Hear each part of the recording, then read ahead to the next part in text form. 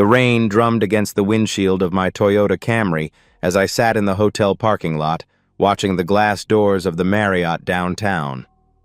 My phone buzzed. A text from Sarah Chen, the private investigator I'd hired 3 weeks ago. Subject exiting with male companion. Getting photos now. I didn't need to look up to know what I'd see. Lauren emerged first, her auburn hair catching the lobby lights as she adjusted her coat, the black one I'd bought her for Christmas. Behind her, David Martinez straightened his tie, that same nervous gesture he'd made during our company barbecue last summer when he'd complimented Lauren's dress a little too enthusiastically. This wasn't the moment of discovery. That had come 6 weeks ago when I'd found the credit card statement buried in Lauren's purse, charges for lingerie I'd never seen, and restaurants we'd never visited together. This wasn't even the moment of confirmation. That had happened when I'd installed the voice recorder in her car and heard her laughing about how Mark's so frigging clueless while she described their afternoon rendezvous. This was the moment of documentation. I pulled out my phone and opened the app connected to the dash cam I'd installed in Lauren's BMW. The timestamp showed 3:47 p.m. on a Tuesday when she'd told me she was at her sister's house. I scrolled through the footage, Lauren and David entering the hotel lobby, his hand on the small of her back in that possessive way I used to touch her. My chest should have been tight with betrayal. My hands should have been shaking with rage. Instead, I felt nothing but cold satisfaction as I added this evidence to the growing file on my laptop. Hotel receipts dating back 4 months. Credit card statements showing purchases at Victoria's Secret, followed by charges at the same hotels. Text messages recovered from her old phone when she'd carelessly thrown it in the junk drawer after getting her upgrade. The emotional devastation had died 3 weeks ago. What remained was something more dangerous: methodical planning. Sarah's next text included 3 photos. Lauren and David embracing outside the hotel, sharing a kiss that lasted long enough to be captured from multiple angles, and David's hand slipping something into Lauren's coat pocket before they separated. A room key, most likely. He'd done this before. I started the engine and drove home to our house in Westfield, the house that Lauren thought she'd taken the divorce she didn't know was coming. The house where she'd been playing the role of devoted wife while having an affair with her boss in downtown hotels. The garage door opened with its familiar rumble, and I parked next to Lauren's empty BMW. She wouldn't be home for another hour, just enough time to establish her alibi with whatever lies she'd crafted about her sister's fictional crisis or her mother's made-up doctor's appointment. Inside, I poured myself a scotch and sat at the kitchen island, opening my laptop to review the evidence file I'd been building. Sarah had been thorough, more thorough than I'd expected when I'd hired her. The woman was a former police detective with 20 years of experience in fraud investigation, and she'd approached Lauren's affair like a complex white-collar crime. Because it was. The corporate expense reports showed David had been billing the company for these hotel stays, marking them as client meetings. The restaurants where they'd eaten were also charged to the company card. Lauren had been receiving gifts purchased with company funds, jewelry, expensive dinners, even a weekend getaway to Cape Cod that David had listed as a business conference. My phone buzzed with another message from Sarah. Financial records show subject has been moving money from joint accounts to personal account over past 3 months. $47,000 total. I pulled up our bank statements on my laptop. There they were. Transfers Lauren had made to her personal checking account. Small amounts at first, then increasingly larger sums. Money she'd been squirreling away for what she probably thought would be her new life with David. The front door opened at exactly 5:23 p.m. Lauren's heels clicked against the hardwood floor as she entered the kitchen, humming something I didn't recognize. She kissed my cheek, the same kiss she'd given David in the hotel parking lot, and began pulling vegetables from the refrigerator. "How was your day?" I asked, watching her performance of domesticity. "Oh, you know how it is with Mom," she said, not looking at me as she began chopping carrots. "She's been so anxious about the test results. I spent most of the afternoon just sitting with her, trying to keep her calm." Her mother had died 2 years ago. "That's good of you," I said, taking another sip of scotch. I'm sure she appreciates having you there. Lauren glanced at me, something flickering in her eyes. Of course she does. That's what family does, right? We take care of each other. I watched her move around the kitchen. This woman I'd married 7 years ago. This woman who'd stood in front of our friends and family and promised to love and honor me. The woman who'd been withdrawing our money, having an affair with her boss, and lying to my face for months. For the first time in weeks, I didn't feel pain watching her. I felt power. I've been thinking, I said, closing the laptop. Maybe we should take a vacation. Just the two of us. Get away from all the stress. Lauren's knife paused mid-chop. A vacation? Now? Mark, you know I can't leave Mom when she's going through this. Right, I said. Of course not. Family first. She resumed chopping, but I could see the tension in her shoulders. She was wondering if I suspected something, if this was a test. It was, but not the kind she thought. I was testing my own capacity for patience. For 3 more days, I would watch her lie, watch her pretend, watch her believe she was in control of this situation. For 3 more days, I would let her think she was the predator and I was the prey. After that, Lauren would learn what it meant to be prey.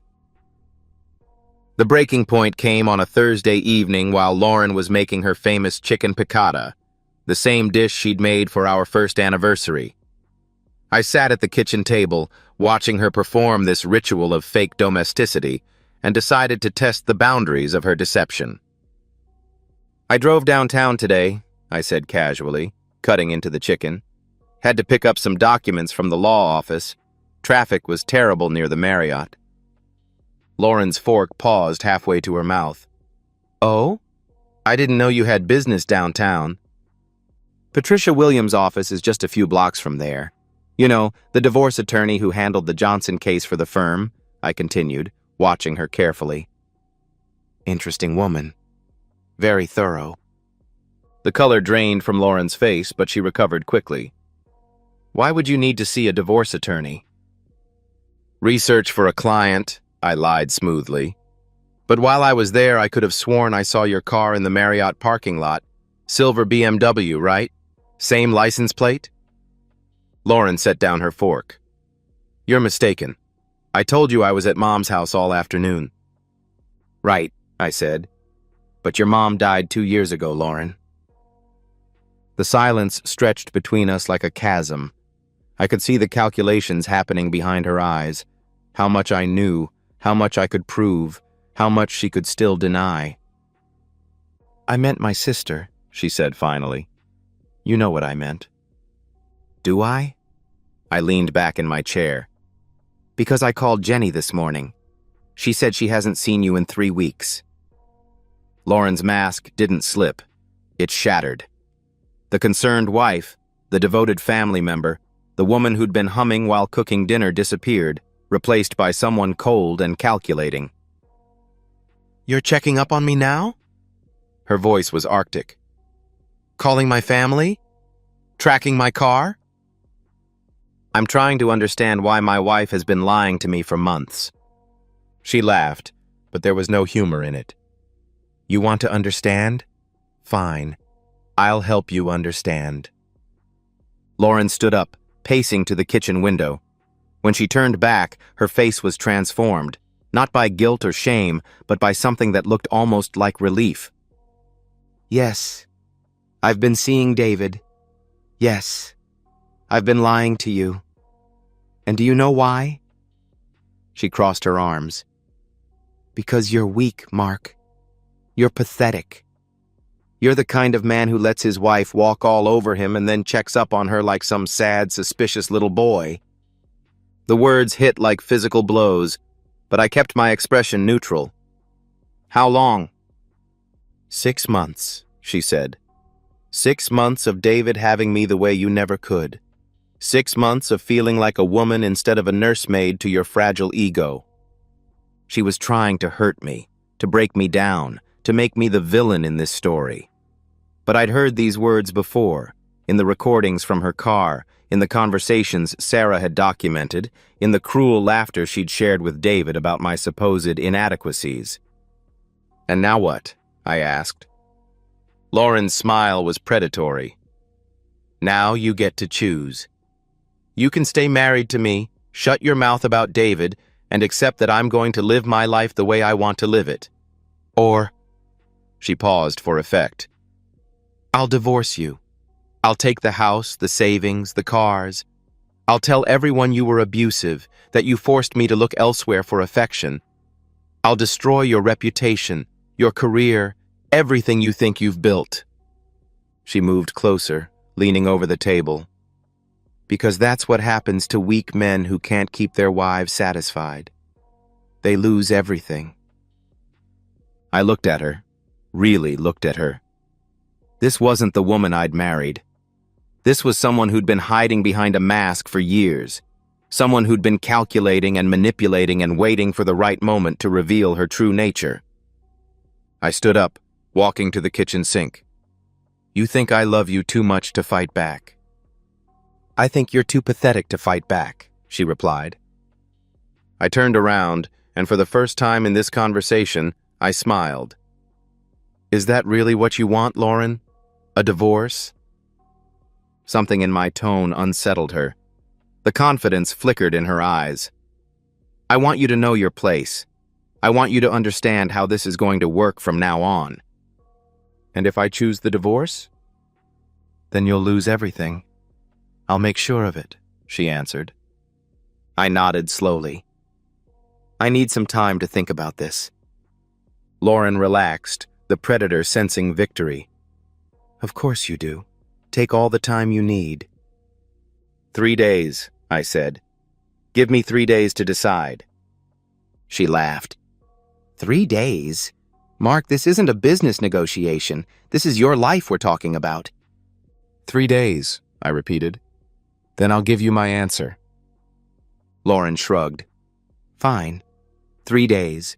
But don't think you're going to find some magic solution. You're going to realize that you need me more than I need you, and then you're going to accept the new rules." She kissed my forehead, a gesture of condescension rather than affection. "I'm going to take a bath. Clean up the dishes, would you?" I watched her walk away. This woman who thought she'd just delivered a killing blow. She'd miscalculated badly. I didn't need 3 days to think about my decision. I'd made it weeks ago when I'd first hired Sarah Chen. I needed 3 days to execute. The next 72 hours unfolded like a chess game where only one player could see the board. While Lauren went about her normal routine, working late with David, making phone calls to friends about marriage problems, even having the audacity to shop for new lingerie with our joint credit card, I was moving pieces she couldn't even see. Friday morning, I met with Patricia Williams at her law office. Patricia was a shark in an expensive suit, a woman who'd built her reputation on high-conflict divorces and asset protection. She'd been preparing for this meeting for 3 weeks. "The evidence is overwhelming," she said, spreading documents across her conference table. "Adultery, financial misconduct, and this." She played a recording from Lauren's car, my wife's voice, clear and cruel, describing how she planned to take Mark for everything he's worth and make him pay for being such a weakling. "The joint accounts?" I asked. "Frozen as of this morning. Emergency motion based on evidence of financial misconduct," Patricia replied with a cold smile. "She'll find out when she tries to access them later today." "And the house?" "Complicated, but we have options.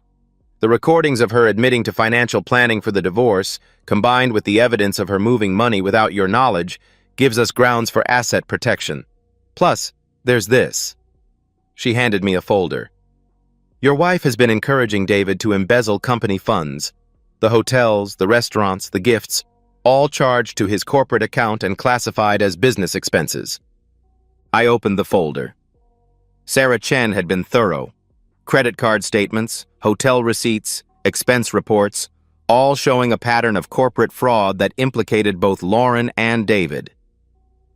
"David's wife doesn't know yet," Patricia continued. But she will. Today. How? I asked. Anonymous tip to the company's ethics hotline, complete with documentation. David will be terminated before the weekend, and his wife will have grounds for divorce that'll leave him with nothing. I felt something cold settle in my stomach. His wife is innocent in this. His wife is married to a man who's been stealing from her family's company to fund his affair with your wife. She deserves to know, Patricia said, leaning forward. Mark, you need to understand something. Your wife declared war on you. She's been planning your destruction for months. I'm simply giving you the tools to fight back. The meeting continued for 2 hours. Patricia outlined the legal strategy, the financial protections, the evidence packets that would be submitted to the court. By the time I left her office, Lauren's fate was sealed, even if she didn't know it yet. Saturday, I focused on the social battlefield. Lauren had always been the extrovert in our marriage, the one who maintained friendships and family relationships. She thought that gave her power, that people would naturally take her side in a divorce.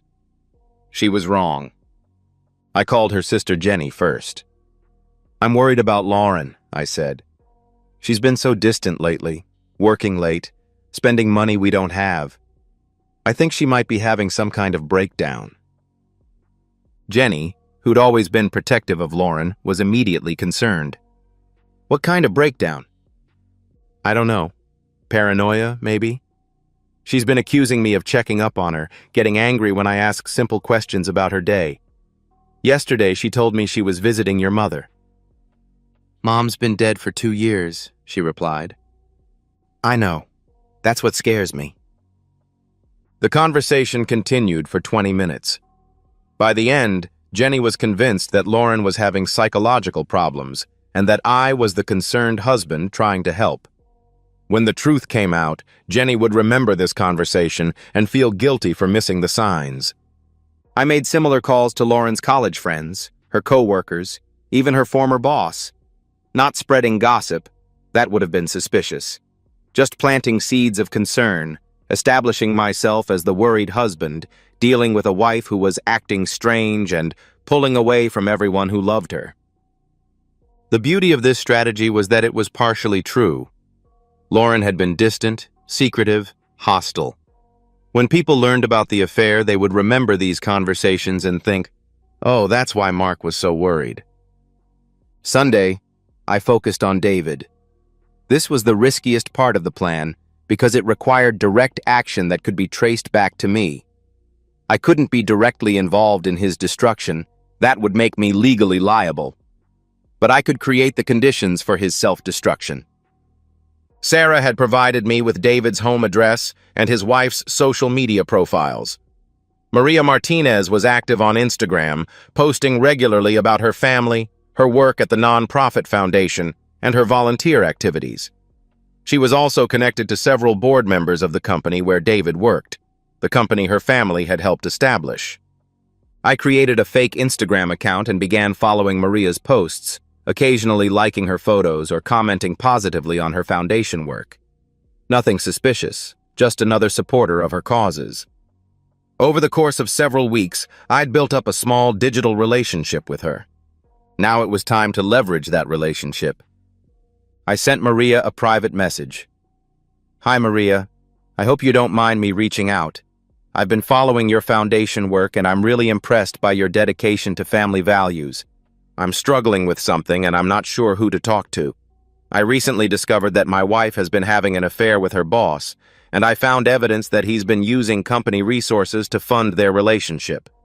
I don't know if I should say something or just focus on my own divorce. I know you're involved with the business community and I wondered if you had any advice. I attached a few pieces of evidence. Hotel receipts showing David's corporate card, restaurant charges for 2 people when he was supposed to be in solo business meetings, and a photo of David and Lauren together that could have been taken by anyone. Maria's response came within an hour. I'm so sorry you're going through this. This is completely unacceptable behavior, especially the misuse of company resources. Would you be willing to share this information with the appropriate authorities? This kind of conduct reflects poorly on all of us in the business community. I waited 2 hours before responding. I appreciate your advice. I think you're right that this kind of behavior needs to be reported. I'll submit everything to the company's ethics hotline tomorrow. But I wouldn't need to. Maria would handle that herself. She'd recognized her own husband in the evidence, and she'd connected the dots about the company being her family's business. By Monday morning, David would be facing termination, divorce, and potential criminal charges for embezzlement. The plan was elegant in its simplicity. I wasn't destroying David. He'd destroyed himself through his choices. I was simply ensuring that the right people had the right information at the right time. Monday morning, I woke up early and made coffee. Lauren was still asleep, exhausted from her weekend activities. I didn't know what she'd been doing, and I didn't care. In 18 hours, she'd discover that her carefully constructed life was collapsing around her. I sat at the kitchen table, reviewing the evidence file one more time. Photographs, recordings, financial documents, witness statements, everything Patricia would need to demolish Lauren in court. Everything that would prove she'd been planning my destruction while pretending to love me. The emotional weight of what I was about to do settled on my shoulders. This wasn't just about revenge, it was about justice. Lauren had tried to destroy an innocent man who'd loved her, and she'd done it with calculation and cruelty.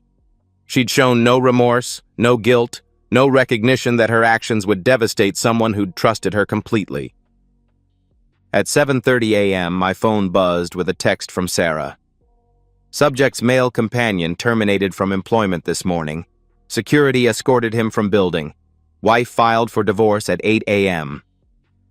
David's world was ending. In a few hours, Lauren's would follow. I looked at the woman sleeping upstairs, this person who'd threatened to destroy my reputation, steal my assets, and leave me with nothing. She thought she was the predator in this story. She was about to learn otherwise. Tuesday evening, Lauren came home from work pale and shaken. She'd obviously heard about David's termination, but she didn't know the full scope of what was happening. Not yet. "We need to talk," I said, gesturing to the dining room table where I'd laid out manila folders in neat rows. "Mark, I don't know what you think you know, but—" "Sit down, Lauren." Something in my tone made her comply. She sat across from me, her eyes darting to the folders with growing apprehension. "3 days ago, you gave me an ultimatum," I said. "You told me I could either accept your affair and the new rules of our marriage, or you'd divorce me and take everything. You assumed I was weak. You assumed I was trapped. You assumed I had no choice but to submit to your demands." I opened the first folder and pushed it across the table. Hotel receipts, 17 different dates over the past 6 months. Each one corresponds to a day you told me you were somewhere else. Lauren's face went white as she flipped through the receipts. "How did you—" The second folder contains financial records. $47,000 transferred from our joint accounts to your personal checking account without my knowledge or consent. I opened the second folder. That's called financial misconduct in divorce proceedings. Lauren's hands shook as she examined the bank statements. "This is illegal. You can't spy on me like this." The third folder contains photographs. I didn't need to open it. You and David. Multiple locations, multiple dates. The quality is quite good. My private investigator is very professional. "Private investigator?" Lauren's voice cracked. "Sarah Chen. 20 years with the police department, specializing in fraud investigation. She's been documenting your affair for a month." I leaned forward. "Did you know David was charging your hotel stays to his corporate account? That he was embezzling from his wife's family business to fund your relationship?" Lauren stared at me as if I'd become a stranger. "What are you talking about?" "David was fired yesterday morning. His wife filed for divorce before noon. The company is considering criminal charges for embezzlement." I opened the fourth folder. This contains copies of all the evidence I provided to the company's ethics board and to Maria Martinez personally. You destroyed his marriage? I didn't destroy anything. I simply made sure the right people had accurate information about how their money was being spent. Lauren stood up abruptly, pacing to the window. You have no idea what you've done. David has children. He has a family. He had a family. He chose to risk it for 6 months of affair with my wife. I remained seated, calm. Just like you chose to risk our marriage for the same thing. She whirled around, and I saw a flash of the woman who'd delivered the ultimatum 3 days ago. You're not going to destroy me like you destroyed him. I'm not destroying you, Lauren. I'm simply revealing who you really are. The courts will see this as obsessive behavior, hiring private investigators, spying on your wife. The courts will see evidence of adultery, financial misconduct, and attempted marital fraud. I opened the final folder. This contains recordings from your car. Your voice describing how you plan to take me for everything I'm worth and make me pay for being such a frigging weakling. Lauren's remaining composure cracked. Those recordings are illegal. The car is registered in my name. I have every right to install security equipment in my own vehicle. I stood up. The divorce papers were filed this morning. You've already been served at your office. I believe security escorted the process server to your desk. You son of a bitch. The joint accounts are frozen. The house is under court protection pending asset division. Your credit cards have been canceled. I walked to the kitchen counter and picked up an envelope. These are the keys to your BMW. Since it's registered in my name and you're no longer an authorized driver, I'll need them back. Lauren's face cycled through disbelief, rage, and finally, desperation. Mark, please, we can work this out. I made mistakes, but we can fix this. Fix this? I laughed, but there was no humor in it. You mean the affair you're continuing? The money you've been stealing? The psychological abuse you've been inflicting? Which part would you like to fix first? I'll end it with David. David's life is over. His wife took the kids yesterday. He's facing criminal charges. There's nothing left to end. Lauren tried a different approach. I was confused. I was having a midlife crisis. I wasn't thinking clearly. You were thinking clearly enough to move nearly $50,000 out of our joint accounts. You were thinking clearly enough to plan my financial destruction. You were thinking clearly enough to threaten to destroy my reputation if I didn't submit to your demands. I walked to the front door and opened it. You have 1 hour to pack whatever you can carry. After that, you're trespassing. You can't throw me out of my own house! This isn't your house anymore. It's under court protection, and I have a restraining order based on your threats of violence and financial abuse. Lauren's desperation turned to rage. She grabbed a vase from the side table and hurled it at me. I stepped aside and let it shatter against the wall. Thank you, I said. The security cameras captured that. It'll be useful in court. She lunged at me, fingernails aimed at my face. I caught her wrists easily. I'd been expecting this too. The security system was recording everything. Let me go, she screamed. I already have. I released her wrists and stepped back. You're free, Lauren. Free to live with the consequences of your choices. For the first time, she seemed to understand the full scope of what was happening. Where am I supposed to go? That's not my problem anymore, I replied. I don't have any money. You have $47,000 in your personal account. That should last a while if you're careful. That money was for our future, she replied. No, I said quietly. That money was for your future. The future where you divorced me and took everything I'd worked for. The future where you destroyed my reputation and left me with nothing. I looked at her, really looked at her. The future where you thought you'd won. Lauren collapsed onto the couch, the fight going out of her. I don't understand how this happened. 3 days ago, I had everything under control. 3 days ago, you thought you were the predator. You thought I was weak, trapped, and stupid. You thought you could manipulate me into accepting your affair and your abuse. I sat down across from her. You were wrong about everything. I never meant for it to go this far, she answered. Yes, you did. You planned every step of my destruction. You just didn't plan for me to fight back. Lauren looked around the house we'd shared for 7 years, the life we'd built together, the future she'd thought she could control. What happens now? Now you pack your things and leave. Tomorrow, your lawyer will receive the evidence file. Next week, we'll begin divorce proceedings. In 6 months, you'll be officially free to build whatever life you can with whatever reputation you have left. And you? She asked. I stood up. I'll be free too. Free from a marriage based on lies. Free from a woman who saw me as a victim to be exploited. Free from someone who mistake my kindness for weakness. Lauren looked at me with something approaching respect for the first time in months. I underestimated you. Yes, I said. You did. She went upstairs to pack, and I sat in the living room, listening to the sounds of her dismantling her life. Drawers opening and closing, closet doors slamming, the occasional sob of recognition as she realized what she'd lost.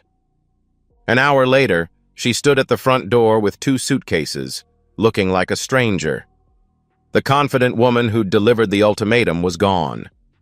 The cruel woman who'd planned my destruction was gone. What remained was someone broken by the weight of her own choices. Mark, she said quietly, I'm sorry. I know, I replied, but sorry doesn't fix anything. Sorry doesn't undo the damage. Sorry doesn't change the fact that you tried to destroy someone who loved you. She nodded and walked to her car, the taxi I'd called, since she could no longer drive the BMW. I watched her load her suitcases, watched her look back at the house one last time, watched her drive away into the darkness. Then I closed the door, poured myself a scotch, and sat in the silence of my empty house. The silence of victory. The silence of justice. The silence of a man who'd refused to be a victim. 6 months later, I sat in my new apartment's living room, watching the news coverage of David Martinez's sentencing. 18 months in federal prison for embezzlement, plus restitution that would keep him in debt for the rest of his life. His ex-wife had been granted full custody of their children and a divorce settlement that left him with nothing. The reporter mentioned that Martinez had been attacked outside a downtown bar 3 months ago, suffering a broken nose and several cracked ribs. The attackers were never found, though witnesses described them as 3 men who'd called him a cheating bastard before the beating began. I'd had nothing to do with the attack. I was at a client dinner that night with receipts and witnesses to prove it, but I felt no sympathy for David.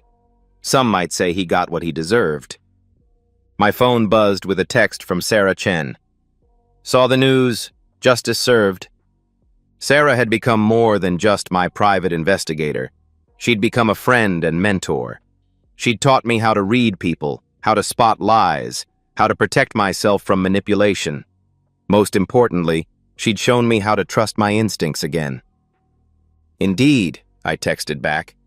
Dinner tomorrow? I want to show you the photos from the sailing trip. Absolutely. Looking forward to meeting Jessica. Jessica. The woman who'd entered my life 4 months ago, who knew my story and respected the man I'd become. She'd been through her own betrayal, a husband who'd gambled away their house while she was undergoing cancer treatment, and she understood that sometimes the only way to heal is to fight back. We'd met at a divorce support group, though neither of us had needed much support by then. We'd both moved past victimhood into something stronger. Our relationship wasn't built on need or desperation, but on mutual respect and genuine attraction. My new apartment was smaller than the house I'd shared with Lauren, but it was mine. Every piece of furniture, every book, every photograph reflected my choices, my values, my new life. The walls were decorated with pictures from my travels, trips to Maine, Vermont, the Outer Banks, all the places Lauren had never wanted to visit. I'd lost weight, learned to cook, taken up sailing. I'd reconnected with friends Lauren had driven away through her subtle manipulations and passive-aggressive comments. I'd discovered that I was actually quite good at living alone, that I didn't need someone else to validate my existence. The divorce had been finalized 2 months ago. Lauren had tried to fight the asset division, but the evidence was overwhelming. She'd ended up with her personal belongings, her car, and about $30,000 after legal fees. I'd kept the house, most of the investments, and my retirement accounts. Patricia Williams had been ruthless in court, presenting evidence of Lauren's financial misconduct, adultery, and attempted marital fraud. Lauren's lawyer had tried to argue that I'd been obsessive and controlling, but the recordings of Lauren's own words had destroyed that defense. "Mrs. Donovan," Patricia had said during the final hearing, "you've admitted to planning your husband's financial destruction. You've admitted to moving money without his knowledge. You've admitted to a 6-month affair. Are you seriously asking this court to believe that you're the victim in this situation?" Lauren had no answer. The judge had been particularly harsh about the financial misconduct. "Marriage is a partnership based on trust," he'd said. "When one partner systematically violates that trust while planning the other's destruction, the court cannot ignore such behavior." I'd felt no triumph in that moment, only closure. The man Lauren had tried to destroy was gone, replaced by someone who knew his own worth and wouldn't accept less than he deserved. Lauren had tried to contact me several times since the divorce. Letters, emails, even showing up at my office once. Her messages followed a predictable pattern: anger, bargaining, false apologies, and finally, pathetic attempts at reconciliation. She'd been forced to move 3 times in 6 months. First to a small apartment across town, then to a cheaper place in a worse neighborhood, then to a studio apartment in a complex that looked like a refuge for the recently divorced. Her professional reputation had been destroyed along with David's. Word had spread quickly through their industry about the affair and the embezzlement. The last time she'd tried to contact me, she'd been working part-time at a retail store in the mall. I'd seen her there while shopping with Jessica, hunched over a register, wearing a name tag that read Associate. She'd looked up when she heard my voice, and for a moment, our eyes had met across the store. I'd felt nothing. Not anger, not satisfaction, not even pity. Just nothing. The woman who'd once had the power to hurt me had become a stranger, someone from a past life that no longer affected my present. Tonight, I was taking Jessica to dinner at a new restaurant downtown. She'd been to a conference in Chicago all week, and I'd missed her more than I'd expected. That was new for me, allowing myself to miss someone, to be vulnerable again, to trust that someone might actually care about my well-being. I'd learned the difference between love and neediness, between partnership and dependency. My marriage to Lauren had been based on fear of being alone, fear of not being enough, fear of losing someone who'd never really been mine to begin with. What I had with Jessica was different. It was based on choice, on mutual respect, on the recognition that we were both complete people who chose to share our lives rather than people who needed each other to feel whole. My phone rang. Jessica's name appeared on the screen. "Hey," I said, answering on the first ring. "Hey yourself, I just landed. Are you ready for the best seafood in the city?" "I'm ready for whatever you want to do." "That's dangerous talk," she laughed. "I might take you up on that." "I hope you do." After we hung up, I looked around my apartment, at the life I'd built from the wreckage of my marriage. Lauren had tried to destroy me, but instead she'd given me something valuable, the knowledge that I was stronger than I'd ever imagined. I was no longer the man who'd sat in his car outside the Marriott, documenting his wife's betrayal. I was no longer the man who'd been threatened and manipulated into submission. I was someone new, someone who'd learned that the greatest victory isn't making your enemy suffer. It's becoming someone they can never touch again. 1 year after the divorce, I found a letter in my mailbox. No return address, but I recognized Lauren's handwriting immediately. I almost threw it away unopened, but curiosity got the better of me. "Mark, I know you probably don't want to hear from me, but I need to try one more time. I've been forced to move again, this time to Portland, Oregon. My parents won't speak to me anymore. Jenny won't take my calls. I can't find work in our industry because everyone knows about David and the embezzlement. I know I hurt you. I know I made terrible choices, but I've learned from them. I've been going to therapy, trying to understand why I did what I did. The therapist says I was acting out of fear, that I was trying to control you because I was afraid of losing you. I know that doesn't excuse anything, but I want you to understand that I never meant for things to go so far. I'm not asking you to take me back. I know that's impossible. But maybe we could talk. Maybe you could help me understand how to move forward? I'm working at a coffee shop now, barely making rent. David's wife made sure I can't get hired anywhere decent. I feel like I'm being punished forever for mistakes I made when I wasn't thinking clearly. I see couples sometimes, happy couples, and I remember what we used to have, before everything went wrong, before I ruined it. I miss that. I miss you. Not the man you became during the divorce. That man terrified me. But the man you were before. The kind man. The forgiving man. Maybe if we could just talk, we could find some way to heal from this. Some way to move forward that doesn't leave me with nothing. I'm sorry, Mark. I'm so sorry for everything. Lauren. I read the letter twice, then carried it to the fireplace in my living room. Jessica was upstairs getting ready for dinner. We'd been living together for 3 months now, and tonight I was planning to propose. The ring was hidden in my sock drawer, a simple diamond solitaire that matched her practical nature and genuine beauty. I struck a match and held it to the corner of Lauren's letter. The paper caught fire immediately, the ink dissolving into ash as the flames consumed her words. As I watched it burn, I thought about the woman who'd written it. She still didn't understand. Even now, a year later, she thought this was about forgiveness, about healing, about moving forward together. She thought she could appeal to the kind man she remembered, the man who'd loved her unconditionally. That man was dead.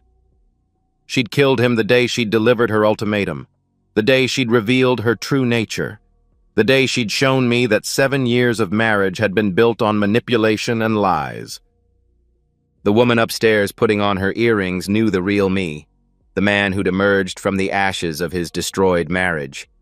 She loved that man, not some memory of who I used to be. She respected my strength, not my willingness to be victimized.